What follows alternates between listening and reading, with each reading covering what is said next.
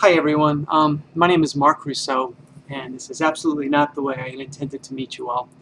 I'll be the instructor for our course this semester, Physics 121, and given the situation on Wednesday, I thought I might throw together a couple of quick videos here to try to convey Lecture 1. I know many of you got the email that I sent out last night with the homeworks and the like. And what I'm hoping is with these videos and with those homeworks, when we meet again on Monday, we'll be able to pretty much pick it up. A little bit of doubling back, regrouping a little bit, but I think we might be able to simply move forward nicely. So again, Mark Rousseau, I'll be instructor for this semester.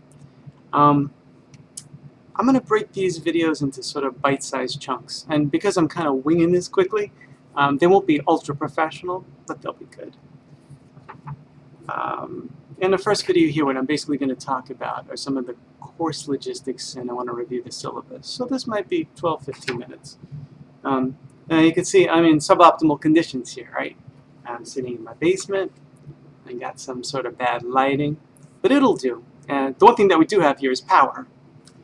All right, so let's get going. So my background, for 30 seconds, I'm an electrical engineer. My degrees are in electrical engineering.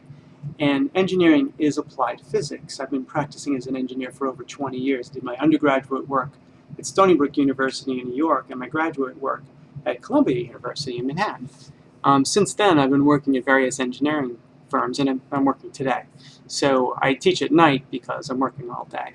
And one of the cool things about teaching physics at night is that many of you will become scientists and engineers. And for those of you thinking, you know, what's the best place for me moving forward, I'm working all the time. And I work every day with scientists, engineers, mathematicians, chemists, computer scientists. So I can help give you insight as we get to know each other throughout this semester. So that's kind of a neat thing. And we will all definitely get to know each other, and it'll be interactive. Now, physics. This is some good stuff. I teach this class because I genuinely love it. And I know that might sound kind of lame, but I don't think it is. The one thing that I'm going to tell you right now, there's some really good stuff in here, and you'll surely leave this course with more insights than you had coming in. Even if you've taken a physics course before, I can almost guarantee that. But the one thing I want to calibrate you to immediately, it's not easy. It's not like a course you could sit back in and go with the flow and let it wash over you. So we'll be working together a lot, and there'll be homeworks pretty much every weekend.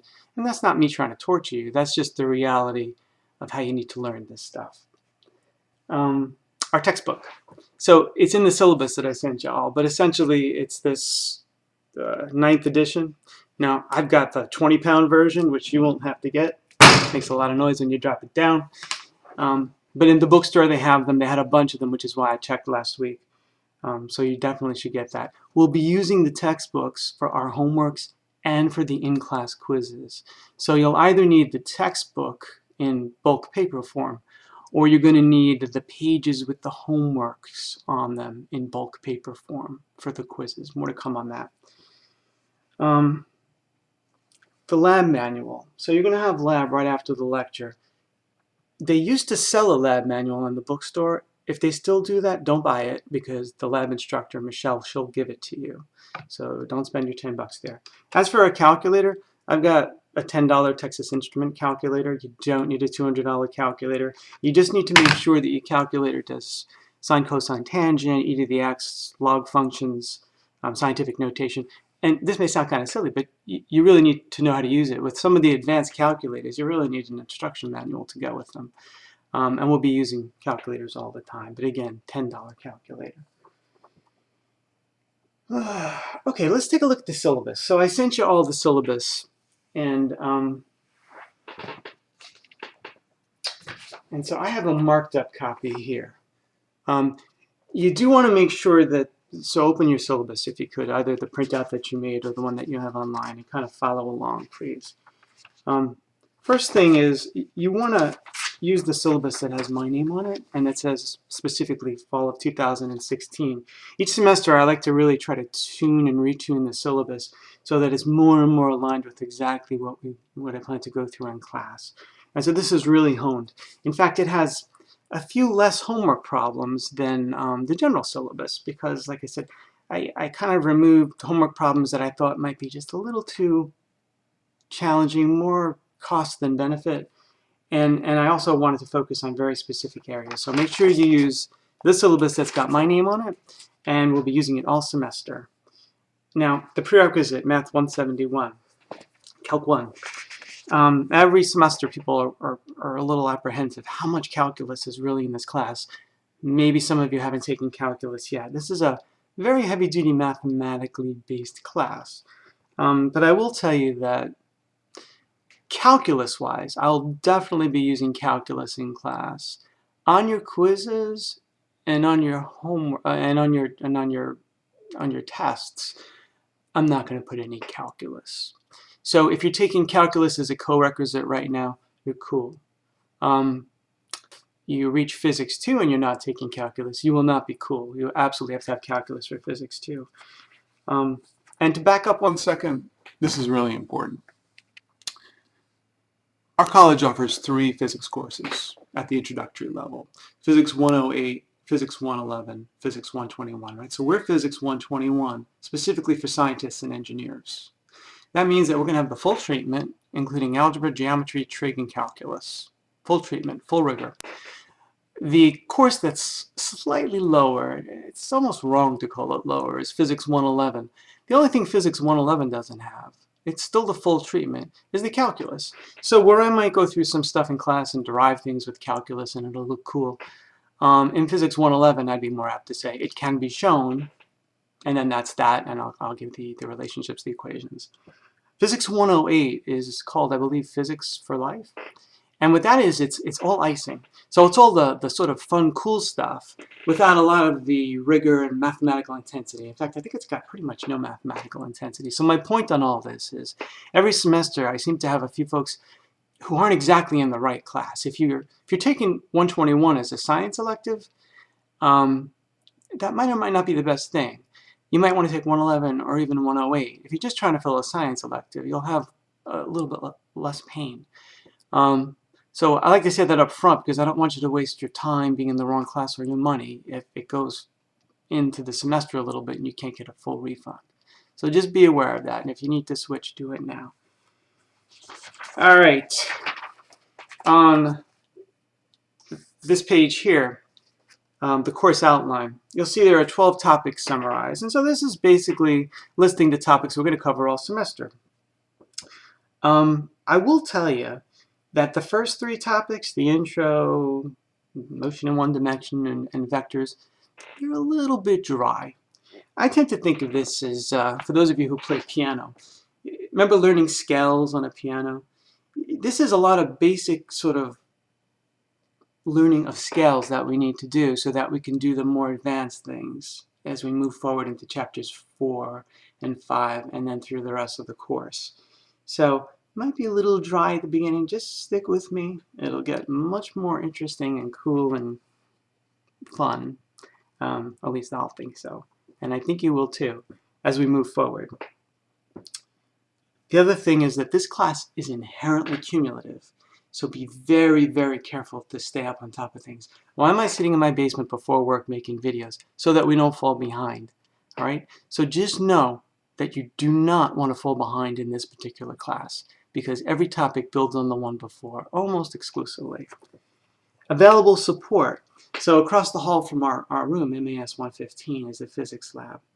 And Michelle is in there, and she's got office hours where you can go to her if you're having trouble with homework problems, and she can work things with you. I will also be available before class, usually for about 20-25 minutes. I like to come in early to get prepped. So while I'm getting prepped, I would ask that you just let me get prepped. Once I'm done with the prep, I'll usually have at least 10-15 minutes, and I'm more than happy. I want to, in fact, walk around, and if you have questions, we can chat through it. I'll even stay a little bit late after class.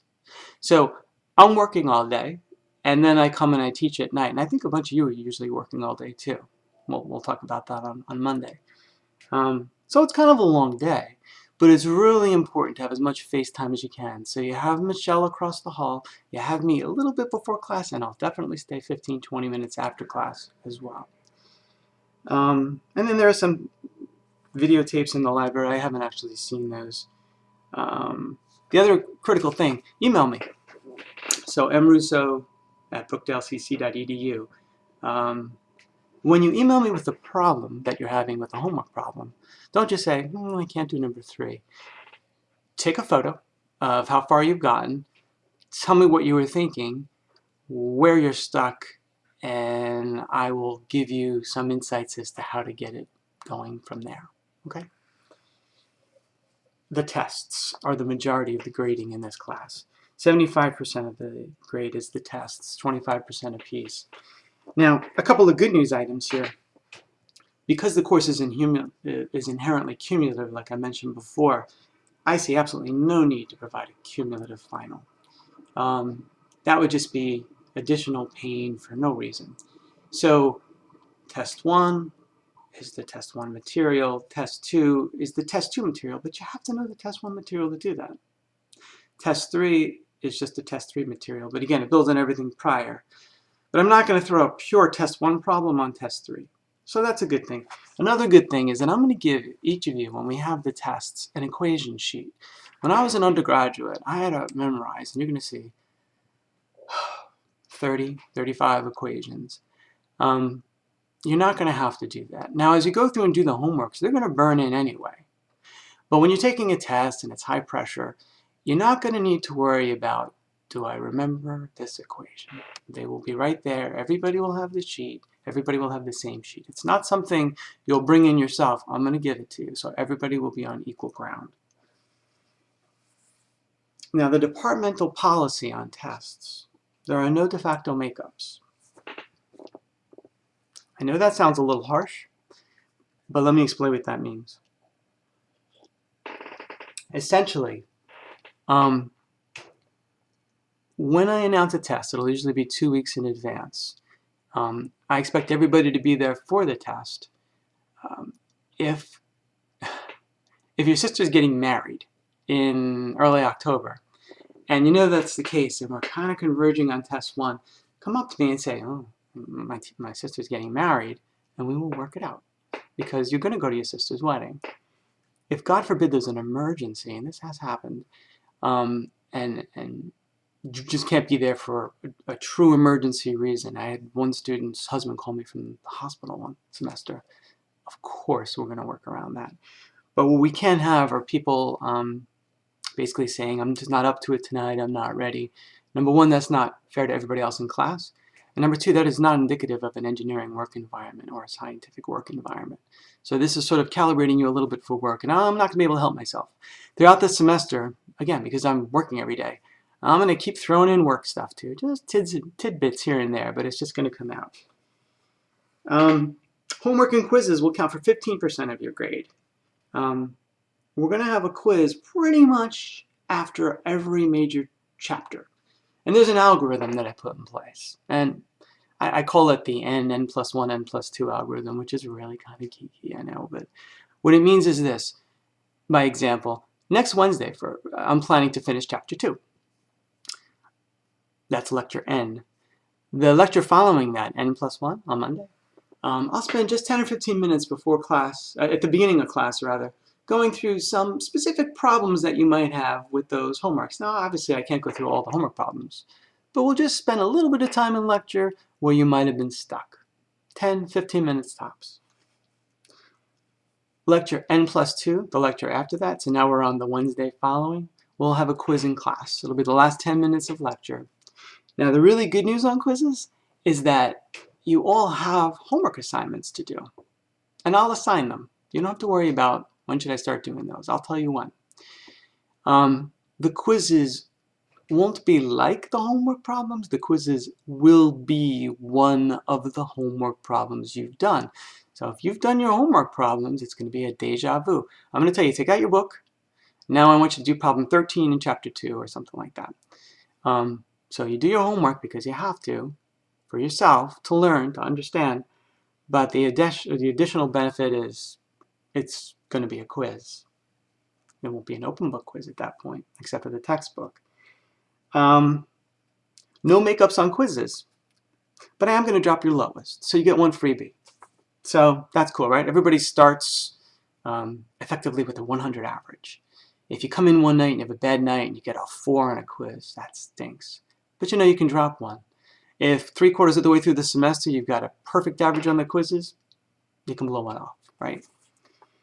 Laboratory counts for 10%. You're going to have a lot of fun on the labs. You know, we'll talk about lecture and theory, but in the labs you'll actually get to do some pretty cool things.